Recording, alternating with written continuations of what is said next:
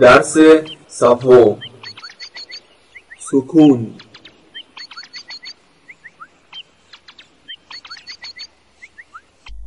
سکون. به این علامت سکون میگویند. سکون به معنای نداشتن حرکت است و به حرفی که دارای علامت سکون است ساکن میگویند.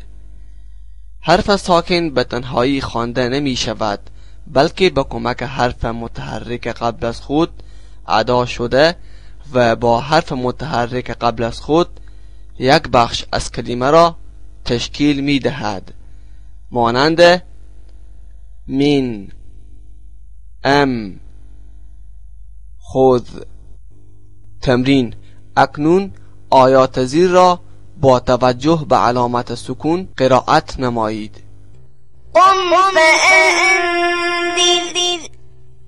بل نحن محرومون بل عجبت ويسخرون لا أعبد ما تعبدون ولا أنتم عابدون ما أعبد قل نعم وأنتم داخرون ترجعونها إن كنتم صادقين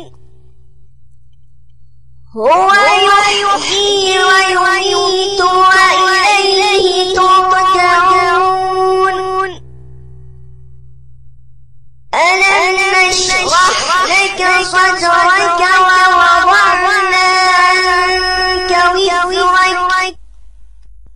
نکته: واو ساکنه را که قبل از آن فتحه آمده است باید به نرمی ادا کرد و باید دقت نمود که فتحه قبل از واو ساکنه متمایل به صدای او نشود. به عنوان مثال کلمه یومه به صورت یومه تلفظ نشود. تمرین: کلمات و آیات زیر را با دقت قرائت نمایید. أوحينا أورثنا عصوك قوم فرعون فلولا